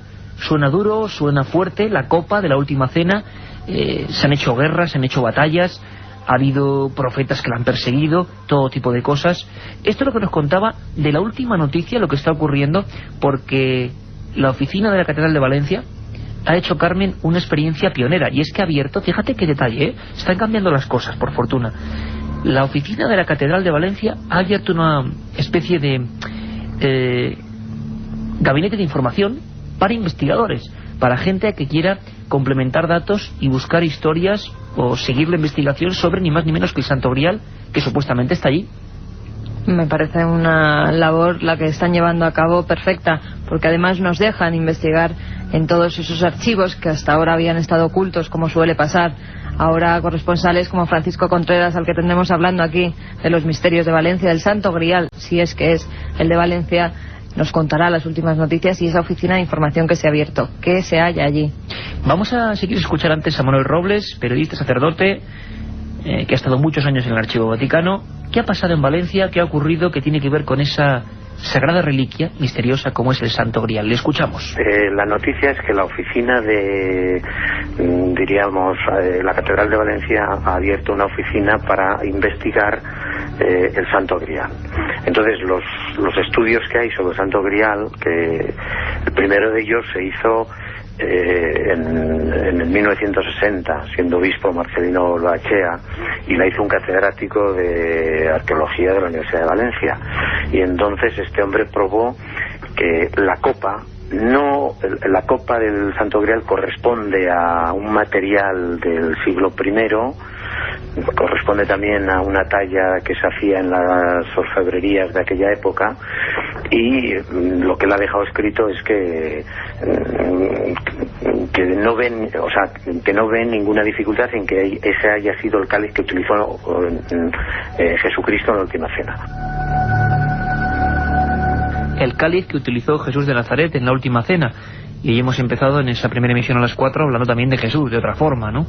Pero como decíamos, todo lo que toca a ese hombre, o su recuerdo, o su leyenda, o su verdadero enigma, sigue estando envuelto en sombras. Francisco Contreras está en Valencia, es nuestro corresponsal allí, y sabe muy bien que se oculta, o no se oculta, sino que se custodia en el corazón de esa ciudad. Francisco, buenas madrugadas, amigo. Buenas noches, Iker, buenas noches, Carmen, y buenas noches a todos los oyentes de Milenio 3. Hoy, en una madrugada, no te imaginas agitada. Si te hago una composición de lugar, estos son los restos de la batalla. Vasos, papeles, botellas, cajas, restos de comida. Bueno, si ves ahora mismo el Enterprise, como le llamamos aquí, la nave del misterio que nos lleva, pues está todo lleno de aparatos, de cosas. Ha sido una noche magnífica de radio, y ahora tenemos que seguir pues dando todavía, como decíamos, más oxígeno. ¿Qué demonios se oculta en la Catedral de Valencia? ¿Qué ocurre allí? ¿Qué pasa? ¿Qué hay para la gente que no lo sabe, Fran? La noticia saltó hace 3 meses exactamente. Lo que pasa es que se ha hecho pública ahora, Iker, Carmen. La organización de la catedral, bueno, los responsables del Cabildo habían decidido, bueno, recrear o hacer un archivo que va a estar ubicado en la SEO, para que lo sepan todos los oyentes, con todo el material existente, ya sea histórico, que hay muchísimo, de eso hablaremos ahora, como, bueno, simplemente libros que se hable del Santo Grial, como películas. En la SEO se sabía la noticia desde hace 3 meses y se va a hacer realidad ahora. Una experiencia única y magnífica, sobre todo, Iker, porque estamos ante una de las reliquias que arqueológicamente, científicamente, está demostrada que pudo ser de la época de Jesucristo. Una cosa es eso, otra cosa es que estuviese en la mesa de la última cena. Fíjate qué curioso. Tenemos documentación desde 1134, cuando la copa que se usó supuestamente en la última cena aparece en el santuario de San Juan de la Peña. Anteriormente había supuestamente estado en otras localidades como Huesca, como Bailo, como Jaca, pero no hay referencia histórica, no hay documentación histórica fehaciente. Y la primera aparece, bueno, cifrada o rubicada por el doctor Agustín Sales en un libro que se llama Tradición del Reino de Aragón, y como te digo, se sitúa en el santuario de San Juan de la Peña. Después de ahí viaja por toda España, va a la Jafería de Zaragoza. ¿Y por qué, Francisco? ¿Se sabe por qué ese movimiento por España? Es un viaje itinerante, muchas veces porque la llamada de tener una reliquia, o el poder de esa reliquia, o los poderes que podía tener, entre comillas, esa reliquia, le hacen viajar por toda España a petición de nobles y reyes. Posteriormente va a Zaragoza, la orden la da el rey Martín el Humano en 1339, luego va a Barcelona, luego va en 1424 al Palacio Real de Valencia, los antiguos viveros para todos los valencianos, estaba ahí el Palacio Real, así por toda España, hasta que en 1916, bueno, llegaba a la Catedral de Valencia, una pequeña capilla donde hoy se expone y se venera, construida en el siglo XV, que tiene 13 metros de lado, 16 metros de altura, y está formada por 12 arcos ojivales que hacen un marco único para contemplar quizás algo insólito cara a cara, ¿no? Algo Escuchábamos, real. Francisco, a Manuel Robles hablando de los últimos análisis o algunos trabajos que hablan de una piedra concreta de Palestina, de una época. Sí. ¿La ciencia dice sí al Santo Grial, o por lo menos no dice rotundamente que no? La ciencia dice sí al Santo Grial históricamente, y nos vamos a adelantar en un par de noticias o de informaciones respecto al único informe que se hizo en 1960 por parte de Antonio Beltrán, catedrático de la Universidad de Zaragoza, sobre la reliquia. Efectivamente, como decía nuestro compañero, fue el arzobispo Marcelino Olaechea quien pidió a este catedrático, Antonio Beltrán, que verificase si arqueológicamente la pieza podía ser de aquella época. Y tengo aquí en mis manos el documento que dentro de unas semanas todo el mundo podrá ver en ese SEO, en ese archivo del Santo Grial. Si quieres te leo varios extractos, varios párrafos que son fascinantes, si quieres. Vamos allá, Francisco. Bueno, la copa superior hace una descripción visual con respecto a la estructura. Dice: primero, copa superior; segundo, el pie formado por un vaso ovalado e invertido; tercero, la vara con su nudo de oro que sirve como elemento de unión de las partes anteriores. Respecto al primero, la copa, dice que es de piedra ágata, cornalina, oriental y formada de forma semiesférica. Mide 9 centímetros y medio y tiene una altura de 7 centímetros. Es completamente lisa. Del pie dice que está formado por un vaso ovalado e invertido, del mismo color y parecido material que la copa, aunque muy distinto, inferior a esta, tanto en la calidad del trabajo como en la piedra. Es más, da la sensación, dicen los expertos, de que lo que importa es la copa, no el recipiente, y que luego quizá hubo ornamentos que se pusieron después, ¿no? Exactamente, y ahora lo desvelamos. Hay un detalle en el pie, y es una inscripción árabe, cúfica, que es muy curiosa, y descubre Antonio Beltrán que se llamaría, si podemos llamarlo de alguna manera, Lizaira, que significa para Dios, escrita en árabe. Seguimos con el informe. Tercero, finalmente, la vara con su nudo, es la parte baja del Santo Grial, de 7 centímetros en total de largo, que sirve como elemento de unión entre la copa y el pie, con añadidura de asas y de una guarnición de oro purísimo, finamente burilado, que soporta el engaste en el pie de perlas y piedras. Esto es una visión, una primera análisis visual. Te voy a leer las conclusiones de Antonio Beltrán en 1960. Brevemente, si es posible, Francisco, por favor. Bien, primero, que la naveta del pie, originaria del taller cordobés o tal vez fatimita, es fechable entre los siglos X y XII y que fue añadida a la copia hasta el siglo XIV. O sea, que el pie que sujeta ese recipiente se puso al 11, el 12. Pero ojo, y este es el detalle, ¿vale, Iker? Que la copa se remonta a la época comprendida entre los siglos IV antes de Cristo y primero de nuestra era, y más concretamente entre los siglos II y I antes de Cristo, y que fue labrada en un taller oriental de Egipto, de Siria o de la propia Palestina, y por lo que bien pudo estar en la mesa de la Santa Cena y pudo ser el que Jesucristo utilizó para beber, para consagrar o para ambas cosas.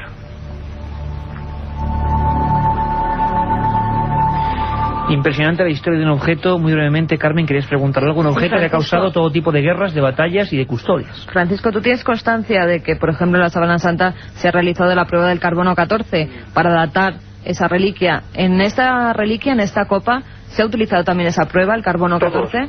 El carbono 14 no, se hizo un examen arqueológico visual datando los elementos.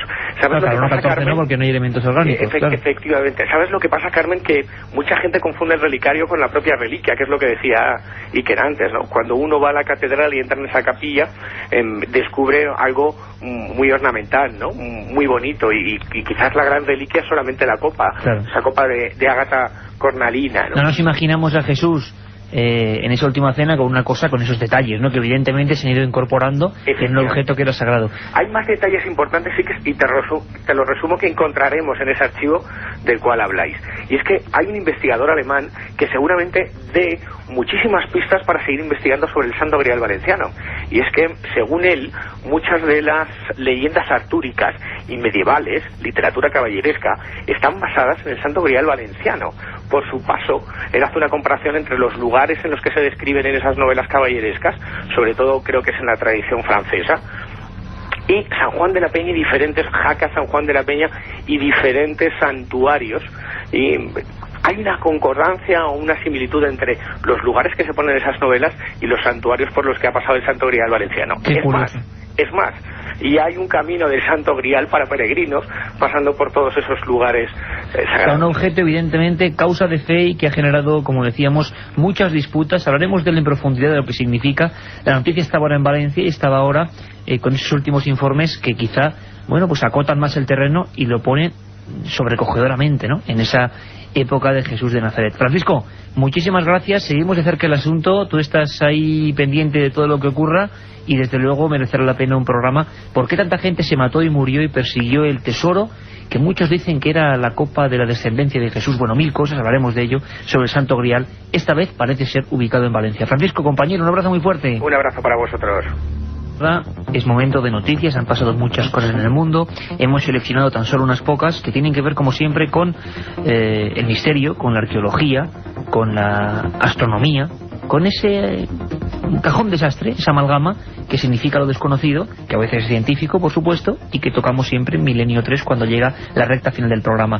Carmen, científicos chinos identifican el ADN, hoy hablábamos del ADN de Jesucristo, en la primera emisión de Milenio 3, a las 4 de la tarde, pero lo captan en el cerebro de una mujer muerta hace 2000 años, ni más ni menos. Durante las excavaciones que se llevaron a cabo en la tumba Laoshan, perteneciente a la dinastía Han, un trozo de lo que parecía ser barro se desprendió del cráneo de una mujer momificada. Investigaciones posteriores llevadas a cabo por el Centro de Estudios Arqueológicos de la Universidad de Jilin descubrieron que se trataba de un trozo de tejido cerebral de la momia, del cual se ha podido extraer una muestra de ADN. Según los paleontólogos, el análisis del ADN les permitirá trabajar en la línea consanguínea de la mujer momificada con los descendientes de la dinastía Han y les ayudará a conocer la evolución de las civilizaciones pasadas.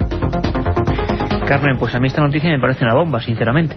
Me parece una bomba porque, bueno, tú en tu libro sobre la Sábana Santa, Fotografía de Jesucristo, recogías todo lo que está haciendo el Vaticano, el primer programa era sobre eso, y muchos dicen que, bueno, un ADN de 2000 años está roto, es casi imposible de sacar, es muy difícil, y nos encontramos precisamente hoy, también la casualidad es que a veces, con esta noticia. de dentro del cerebro, 2000 años, exactamente igual que Jesucristo, y se ha obtenido el ADN. Qué increíbles parámetros se abren a partir de ahora. Por lo menos vemos que hace 2000 años el ADN sigue ahí. Y puede haber otro tipo de vida, pero en un cráter y muy lejos de la Tierra, en un lugar llamado Russell, Carmen. El planeta rojo vuelve a ser noticia ante la posibilidad de que haya vida en su hemisferio sur, concretamente en el cráter Russell. Según los científicos, el agua podría estar presente en este sector del planeta en determinados momentos del año marciano. El experto del Centro Aeroespacial alemán, Dennis Reis, ha asegurado que dada la presencia de agua en ese lugar, creemos que es el mejor punto para excavar la superficie en busca de vida. Además, hay características extraordinarias en el cráter similares a la Tierra. Y ya que hablamos de Marte, Iker, el pasado viernes la NASA publicó la primera fotografía de la Tierra tomada desde Marte gracias a la sonda Mars Global Surveyor. La imagen muestra, además de nuestro planeta, una amplia vista de Júpiter y de algunas de sus lunas. Curiosísimo, noticias que, bueno, que se convierten en ciencia, porque de repente surgen, ocurren, se logran y ya son conocimiento. Sigue habiendo un montón de cosas al margen, esos misterios, eso paranormal que pueden decir algunos, que sigue estando ahí, ¿no?, en la frontera. Hablamos, yo recuerdo en julio, y fuimos los únicos en hablar con los veterinarios oficiales del gobierno argentino. Estaban sufriendo una tremenda oleada de mutilaciones de ganado, ya sabéis, un animal que no deja huellas, un animal que chupaba y evisceraba, que no era ningún perro, que se acusó a un ratón de matar a miles de vacas, de terneros, de ganado. Bueno, parece que las mutilaciones vuelven, Carmen. Hace pocos días volvían a encontrarse en Argentina 2 novillos mutilados. Al primero de ellos hallado en el establecimiento El Martín. Le faltaba el pabellón auditivo, el oído interno completo, el ojo izquierdo y una parte de su piel de unos 30 centímetros de diámetro. También los expertos observaron que la ausencia de la vulva, de los bordes del ano, de la laringe, faringe y un segmento de la tráquea. El segundo animal apareció en la localidad de Santa Rosa y le faltaba la lengua, tenía cortes cauterizados y la ausencia del ojo izquierdo. Esto nos recuerda, Iker, los cortes cauterizados, aquellos animales que fueron encontrados, como bien decías, hace ya unos meses, que aquí lo estuvimos tratando y que incluso a los veterinarios que hablaron para los micrófonos de la cadena SER les callaron. Dijeron que se desdijeran de todo lo que habían dicho a nivel internacional, que tenían que emitir la noticia de que había sido un ratón hocicudo el que había hecho estas mutilaciones. Un ratón hocicudo que entonces, Carmen, o tenía un mechero en ese hocico, o era capaz de quemar mientras mordía. Yo recuerdo perfectamente, nos lo pregunta mucha gente, es en milenio3@cadenaser.com, es una pregunta recurrente, que a ver cuando tratamos un tema de mutilaciones de ganado en España, que no lo hemos hecho, de acuerdo. Recuerdo ahora también, porque es nuestra obligación y siempre es dar el mayor número de datos a la gente, que los 3 casos más extraños de España, nos lo pregunta alguno de los mails, pues yo diría que serían los siguientes. Uno ocurrió, el primero, dicen que la primera vez, en el año entre el 78 y 79, en una barriada marginal de Tenerife en la época, que era la zona de Taco. Ahí aparecieron perros guardianes, incluso mordidos, siempre en un solo colmillo. Se pensó en seres humanos con algún tipo de extraña conducta, ¿no?, sacar sangre a las personas. Pero cómo se quedó, Carmen, la gente, y eso yo lo he podido fotografiar llegando minutos después, cuando por ejemplo en Cerro de Tabladillo, Segovia, 350 ovejas, alguien había saltado un murete de piedra de 2,5 metros sin dejar huellas y había matado a todas en apenas 2 minutos, y todas con un punzón en el cuello. Impresionante. Lo mismo ocurrió en Navarra, en la zona de Lerín, gentes con escopeta en ristre, miedo en las calles. Yo me acuerdo, por ejemplo, en Sepúlveda, Segovia, muy cerquita Valle de Tabladillo, Carmen, entrevistas que tuve que hacer, estaba de reportero de un programa de sucesos en aquella época, y la gente decía que no llevaba a sus niños al colegio, que no salían a la carretera. Era el miedo medieval, el miedo al lobo gigantesco. Al final, como siempre, nunca se supo.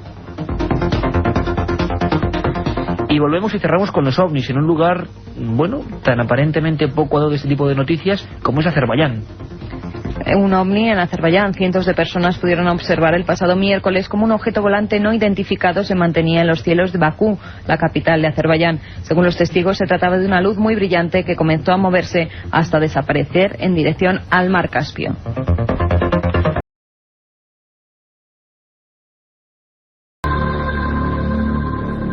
Lo escuchábamos. En Argentina, nuestra corresponsal hablaba de un extraño ser andando sobre 2 patas, de aspecto bastante grotesco, y que mantenía en vilo a autoridades, investigadores, civiles. Había atacado a varios caballos y las últimas noticias incluso es que había agredido a varias personas. De repente, por sorpresa, un animal puramente criptozoológico. Y esa palabra va a ser la que brujule nuestro programa de hoy, la criptozoología, una ciencia joven, una disciplina todavía convulsa, porque hay personas que, digamos, la asocian a lo fantástico, a lo improbable, a lo acientífico, y otros, sin embargo, que creen que desde hace siglos ya hay auténtica criptozoología universitaria, personas que se encargan de descubrir y a veces redescubrir esos animales que parecían perdidos, que se extinguen y vuelven a aparecer, auténticos enigmas vivientes. Esto está ocurriendo ahora en Argentina, ahora mismo, esta semana. Y este animal concreto, que va a ser nuestro protagonista, esta especie de monstruo con garras, con algunos rasgos humanos y que emitía aullidos, va a ser, como digo, un eje central. Nos sonaba mucho, nos parecía el de otros casos en Brasil, Puerto Rico. Intentamos realizar una investigación esta semana para perseguirlo en el sentido de identificarlo, de saber qué puede ser, de saber si este animal está en algún sitio. Y nos hemos encontrado con un montón de sorpresas. Antes de eso, antes del viaje de hoy completamente alucinante, Milenio 3 quiere recordar algunos aullidos misteriosos. Podían ser los mismos, podían ser los que emitía este ser en Argentina esta misma semana. Batidas, escopetas, rifles en busca de un misterio. Aquel individuo se lamentaba y muchos vecinos de ese municipio de Salta hablaban del terror que les producía ese lamento en la oscuridad. Un lamento que diversos científicos en diversas partes del mundo han ido registrando con grabadoras y medios digitales. Nosotros, si lo recordáis, si nos seguís hace tiempo, en el mes de julio más o menos hablábamos del Yeti, quizá algo muy parecido. Hablábamos con personas como César Pérez de Tudela que lo vieron, que estuvieron ante él, y hablábamos con investigadores norteamericanos y europeos que habían registrado el sonido de los lamentos de este ser, concretamente estos.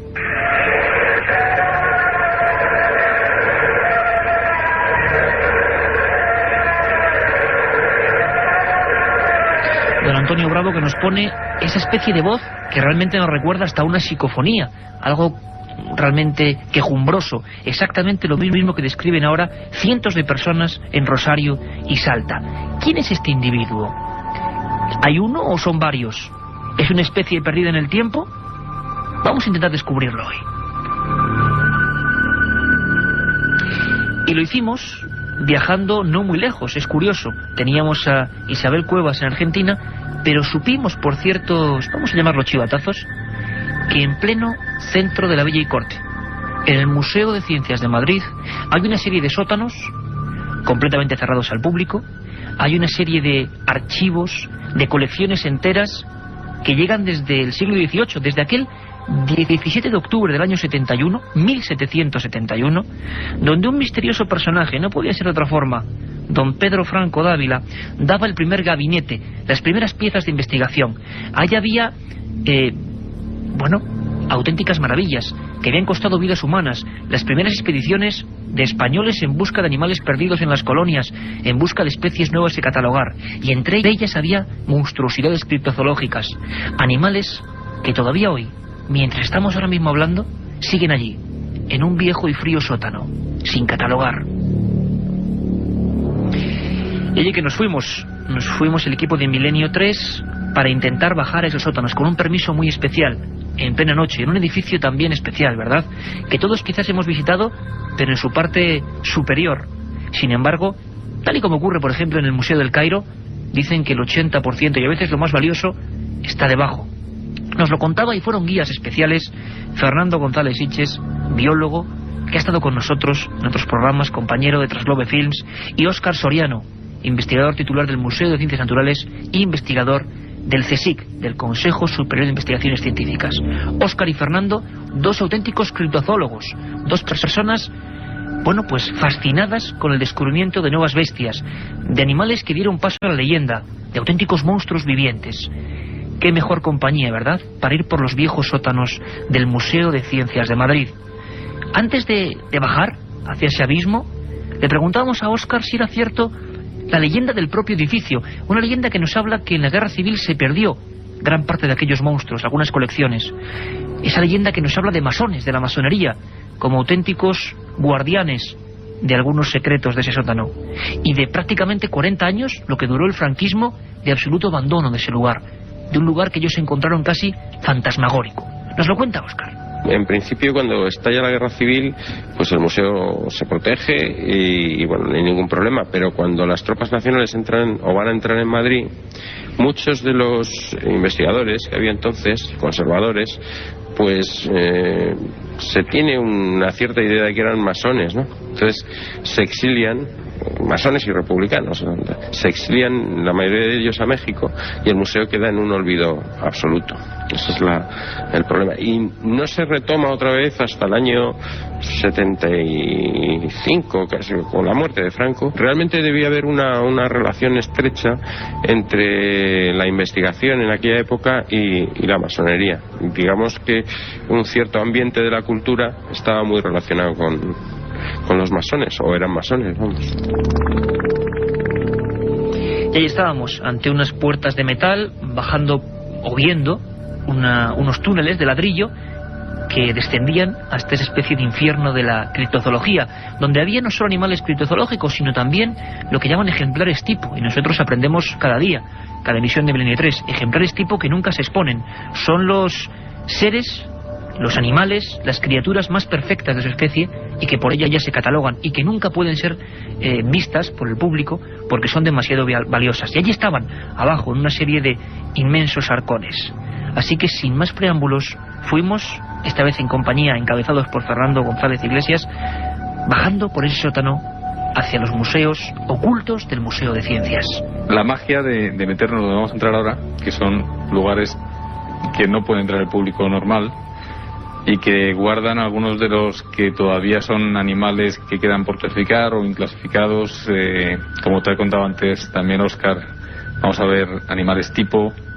Y ahí en las colecciones no solamente es el valor que tiene el animal en sí, sino que muchos de ellos pues están capturados en las expediciones antiguas de 1700, cuando se estaba empezando a descubrir un poco la historia natural real, el mundo real que tenían detrás todas estas leyendas. Y aquí vamos a ver algunos de estos grandes animales, animales como el perico ligero, que era el perezoso, como imagínate lo que fue en aquella época cuando de verdad te enfrentabas, por ejemplo, al Amazonas y ibas a recolectar los animales para hacer estas colecciones. Iba recolectando desde insectos gigantes, pues peces desconocidos que aún hoy en día, cada vez que un grupo científico se mete en el Amazonas, saca un montón de nuevas especies. Pues todo esto es lo que vamos a ver ahora en las colecciones, ¿no? Que tiene un encanto maravilloso. Nunca más acertado, encanto maravilloso, cosas que no puede ver el público y que Milenio 3 estaba ahí para mostraros con los micros amarillos a toda España y a todo el mundo. Y fuimos poco a poco descendiendo. Regresamos en un momento.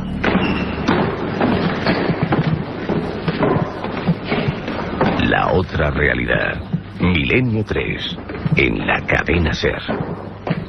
Si quieres viajar a lo desconocido, no dejes de leer El Archivo del Misterio de Iker Jiménez, los libros del tercer milenio. Colección El Archivo del Misterio de Iker Jiménez, publicado por Editorial Edad. Próximos títulos ya a la venta: La Sábana Santa de Carmen Porter, Casas Encantadas de Francisco Contreras, El secreto de la Gran Pirámide de Manuel Delgado y Vampiros de Miguel Gómez Aracil. Un programa que se sumerge en el otro lado de la realidad. Milenio 3, con Iker Jiménez y todo su equipo en la SER. 10:43. Hay un correo electrónico importante, milenio3 con número @cadenaser.com. Yo creo que ya muchos lo conocéis, milenio3 @cadenaser.com, porque hay una segunda edición, nuestro misterioso y maravilloso horario de 3 a 4. Carmen Porter, dentro de unas horas tan solo, mucho más Milenio 3, ¿no? Mucho más Milenio 3. En la madrugada, Iker, hablaremos de las misteriosas fotografías que hemos visto en los últimos años. Unas imágenes que nos enviaron los oyentes Francisco Javier López y Nani Baena, desde Úbeda, en la que se puede observar una extraña figura asomándose por una ventana, mientras pasa por debajo una procesión de Semana Santa. Una figura que se asoma, pero que no es una figura humana, que es algo extraño. Es algo raro que José Manuel García Bautista, nuestro corresponsal allí en Sevilla, se ha puesto a trabajar sobre ellas con los últimos medios informáticos que hay y nos dará las conclusiones a las que ha llegado. Como siempre, hay que nuestras secciones: las conspiraciones de Santiago Camacho, las leyendas urbanas de Katia Rocha, los viajes de Carlos Barroso y muchas más cosas. Así que nuestros oyentes que no se lo pierdan. Pero tienes una tarjeta en las manos, Carmen. Tengo una tarjeta para invitar a todos los oyentes de Milenio 3, y así nos lo dijeron Fernando González Siches y Óscar Soriano, sótano a una conferencia que se va a dar el martes 18 de marzo de 2003, Fenomenal. martes 18 de marzo a las 7 de la tarde, en el Museo Nacional de Ciencias Naturales, que está en la calle José Gutiérrez Abascal, número 2. El título de la conferencia: Criptozoología, mitos, leyendas, fraudes y realidades de una paraciencia. Pues una cita para todos los amigos de Milenio 3. Y nosotros proseguimos nuestro viaje en busca de algo parecido a ese misterioso gigante peludo con garras como garfios, con rostro casi humano y que está provocando el terror en Argentina. Algo parecido. Pero antes fuimos viendo, pues lo que hemos dicho, todo un museo que temblábamos porque nadie puede ver, y estaba ahí. Escuchábamos los cajones metálicos abrirse y aparecer cosas dignas de películas de ciencia ficción. Por ejemplo, bivalvos o conchas gigantescas, 200, 300 kilos, que incluso tenían fama casi de carnívoras, de atrapar a los nadadores y de atrapar a tantos españoles que se dejaron la vida en expediciones. Y veíamos las tarjetas de personas que no regresaron, que murieron en la expedición y que habían dejado la filiación de aquellas criaturas entonces desconocidas, auténticos aventureros del siglo XVIII, a los que queremos rendir un sincero homenaje, gente auténticamente valiente. Nos explicaba Óscar, con esa concha en nuestros pies, cogiéndola casi desde una caja de metal, perdida ahí en los fondos del museo, la magia de este tipo de misterios.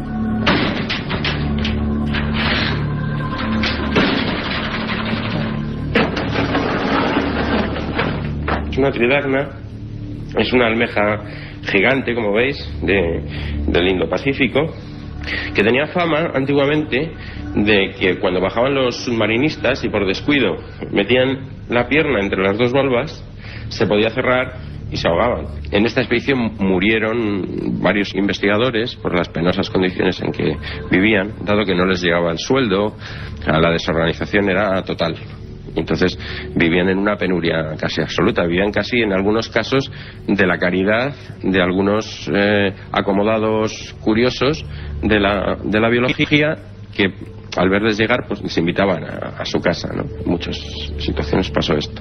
En fin, la cosa fue bastante desgraciada. Fue una expedición realmente romántica, ¿no? De las expediciones más curiosas y más llamativas que han hecho españoles, ¿no? En este sentido naturalista. Pues auténticos aventureros. A veces perdemos la perspectiva de las gestas, no solo en batallas, en guerras.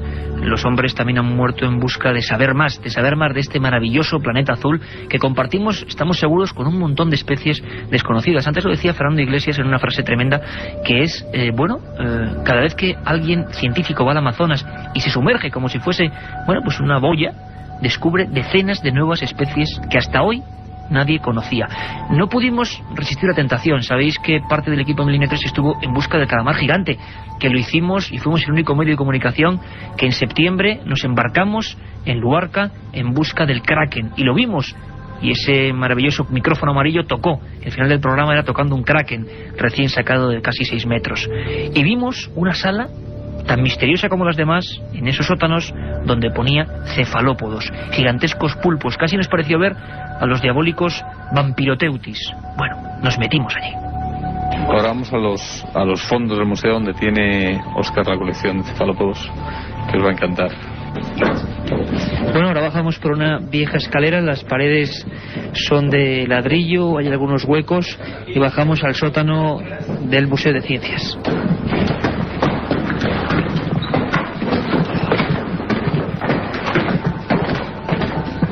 Y seguíamos descendiendo hasta encontrar una especie de laboratorio con miles de frascos de cristal, como nunca antes habíamos visto, parecidos a los viejos frascos de botica o de farmacia, y dentro de cada uno de ellos criaturas realmente asombrosas, criaturas, algunas con una etiqueta que nos sorprendió y que animó desde luego nuestras ansias de investigación. Ponía sin identificar. Cuántas maravillas, cuántos enigmas podía haber ahí. Nos encontramos con uno revolviendo ahí que nos dejó también patidifusos. La gran maza, el brazo que alguien cortó, pues posiblemente hace un par de siglos, quizá el primero en España, de un calamar gigante, de un auténtico monstruo, de algo que se pensó que no existía, y llamaron loco a Julio Verne, el kraken. Lo sacaron en Palma de Mallorca y estaba ahí, casi sin filiar, en una esquina de esos fondos. Fernando, es la muestra esta de que desde hace muchos años y casi siglos estaban interesados buscando el calamar gigante, ¿no? Sí, y esto no sé si está datado o no.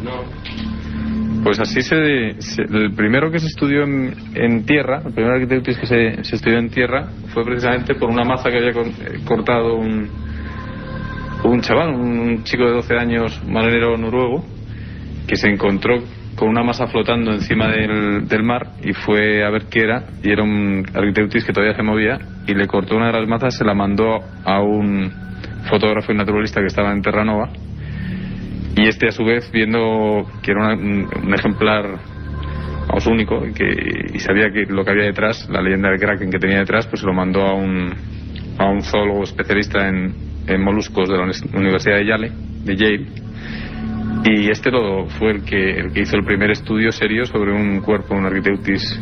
¿Y este podría ser igual la primera muestra en España de un Architeutis? Te puedo decir más cosas. Según los datos que tenemos, sería originario de Palma de Mallorca, o sea, habría sido capturado en Palma de Mallorca, con lo cual sería el primer Architeutis que se ha capturado en el Mediterráneo. Y así en vivo, en directo, descubríamos cosas ahí escondidas y que son importantísimas para el conocimiento de nuestras especies. Se habla de que conocemos 1 millón y pico de especies concretas, por ejemplo, marinas, y que hay muchísimos más absolutamente desconocidos, que tan solo un mínimo porcentaje de lo que se oculta en las aguas es conocido por el ser humano. Y la famosa frase de que conocemos mejor el espacio, por lo menos el espacio más o menos cercano al sistema solar, que nuestros propios mares.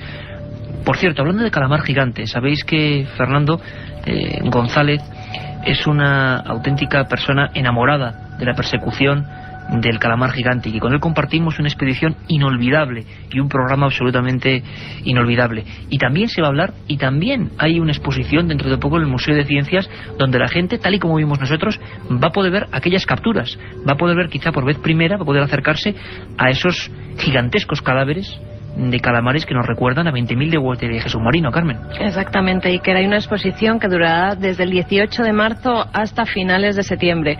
En ellas hay varios ejemplares de Kraken, y también pues podrán ver maquetas de otros calamares gigantes. Incluso están recreadas las cabinas, ¿te acuerdas, Iker, de cuando estábamos en el barco intentando grabar esos calamares gigantes? Igual que las cámaras submarinas que sumergimos a tantos metros de profundidad para ver si lográbamos captar o capturar imágenes de esos animales. Que al final no se pudo, al final el Kraken volvió a ser esquivo y no se dejó grabar, pero bueno, una exclusiva, va a haber otra expedición de nuevo a buscar ese animal, y sobre todo, importante, el museo es el de Luis Laria en Luarca, el más importante, donde están la mayor colección de calamares gigantes del mundo. No tenemos nada que envidiar ni España, no tenemos nada que envidiar, digo, a Estados Unidos, a Nueva Zelanda, a los que van por el mundo hablando de grandes capturas. En España, en la costa cantábrica, la mayor colección de la historia. Y junto a estos cefalópodos, junto a estas mazas misteriosas, había otro compartimento, todavía más oculto si cabe. Yo me quedé fascinado porque estoy seguro que, como muchos oyentes de Milenio 3, tenemos un respeto casi atávico al mar. Nos da, no voy a decir miedo, pero sí ese desconocimiento profundo que remueve todas nuestras inquietudes. Ahí había peces increíbles. Fernando incluso nos hablaba de antiguos enigmas medievales.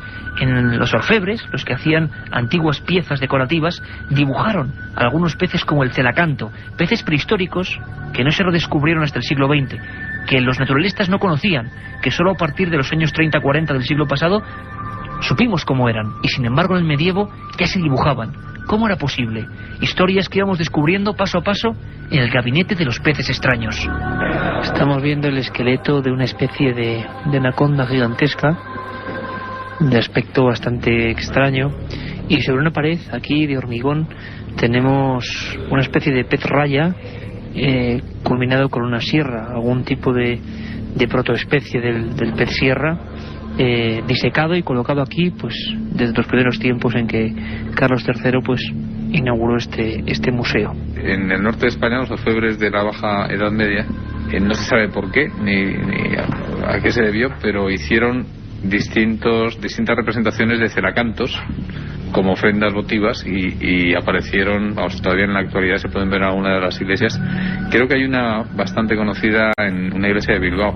Entonces nadie sabe cómo es posible que un animal que se descubrió en el siglo XX, ya sabían cómo eran, y además el ceranganto es un animal que no puede dar lugar a confusiones, ¿no? La forma de las aletas y la forma del cuerpo, y no se sabe por qué. Y no se sabe por qué. Muchas de las incógnitas acaban con esta misma pregunta: ¿cómo es posible que en el siglo XII-XIII se describiesen animales? Pasaba también en un lugar en Tiahuanaco, en Bolivia, de los que el hombre no sabía completamente nada. Son animales que se extinguen y vuelven a aparecer. Ese es uno de los enclaves fuertes de la criptozoología. Uno de los animales que es casi leyenda, que ya no existe y que intenta ahora genéticamente reconstruirse, es el diablo de Tasmania, un animal muy agresivo que se llama tilacino. Poca gente sabe que en los sótanos del Museo de Ciencias de Madrid hay un tilacino, auténtico lobo marsupial que llevaba a sus crías en la tripa, con rayas, de una agresividad tremenda, y que por eso fue extinguido por el ser humano. Hoy, una de las grandes joyas a la que se dedican libros, el diablo de Tasmania, y ahí lo teníamos. El lobo marsupial es un marsupial de distribución en Tasmania y en Australia. Es un animal que se fue perseguido porque era carnívoro y causaba daños, y esto conllevó su presunta extinción. No se han vuelto a encontrar ejemplares desde mediados del siglo XX. El último ejemplar murió en un zoo, y bueno, pues aquí tenemos un ejemplar extraordinario. Un ejemplar extraordinario, pero nosotros, ya finalizando nuestro viaje, teníamos en la mente qué demonios podía ser esa criatura de Argentina. Una especie de oso hormiguero, algo gigantesco. Parecía un simio también, envuelto en pelo, con garras, y que comía caballos y animales. Y descubrimos lo que nos dejó ya completamente sin habla: el megaterio, una especie de animal entre la leyenda y la verdad, cuyo esqueleto está en esos sótanos. Una especie de animal que no se conocía que fuese carnívoro, pero sí que vivía en esas zonas de Argentina. El megaterio. Nos explicaba Óscar Soriano. El gran perezoso, que tenemos aquí el ejemplar con el que se describió, ¿no?, con el megaterio de Argentina. ¿Podríais contarnos un poco cómo son esas especies para la gente de la radio que no va a saber? El megaterio es un mamífero de gran tamaño. Tendrá Lo más curioso es que cuando se montó, porque aquí tenemos un esqueleto, se montó mal. O sea, se pensó que era un cuadrúpedo, se cantaba con las cuatro patas, cuando era más bien parecido a un perezoso, y su postura natural era sobre las dos patas traseras, agachado. ¿El último corte? Y con las patas delanteras pues agarraba a los árboles y cogía su alimento. Cogía su alimento, decíamos, una especie de aventura, de mito auténtico en vivo. No nos cabía la menor duda. Si hay un animal en el planeta Tierra que puede ser parecido al que está causando el terror en Argentina, ese era el Megatherium, el perezoso que se guarda, el mejor ejemplar, según dicen los científicos del mundo, en el Museo de Ciencias de Madrid. Un ejemplar que quizá se ha vuelto loco por algún motivo y está atacando y causando el pavor. Lo escuchábamos, nos lo contaban los dos expertos, nuestros guías hoy, delante de ese gigantesco esqueleto. El perezoso de aquí es tan importante que el propio Darwin escribía que él había encontrado un esqueleto igual en el río Luxán, me parece que fue, y describe en su viaje que a él le ha merecido la pena el viaje, y habla del viaje del Beagle, del famoso viaje de Darwin, solamente por haber encontrado ese esqueleto le merece la pena, y hace una mención porque el único que se conoce hasta entonces es el del Museo de Ciencias aquí. Pero lo interesante es que desde entonces se genera una cierta leyenda que dice que pueden seguir vivos animales de estos perezosos gigantes en las selvas patagónicas y en algunos puntos de Sudamérica. De ahí una historia muy bonita que habla de la incursión de un naturalista inglés que va contratado por el Museo de Londres, en el británico de ciencias, y se adentra en Patagonia y descubre que hay una granja muy cerca lo que es en las faldas de los Andes. Hay una granja ganadera, y en la valla de la granja descubre que hay una piel con coraza. También descubre unos restos de unos excrementos de un animal que no acaba de catalogar, y le dicen los indios de allí que sí, que son megaterios, que andan por las selvas. Megaterios que andan por las selvas, investigadores que hace bien poco lo han comprobado, y ahora el monstruo que quizá no sea tal, sino una especie, quién sabe si mutada, fuera de su hábitat, que está causando el terror. Parecía mentira, pero la noticia surgía en Argentina y acababa en los sótanos del Museo de Ciencias, una aventura apasionante, delante del Megaterio, delante de ese ser que quizá, quién sabe, aullaba de esta forma.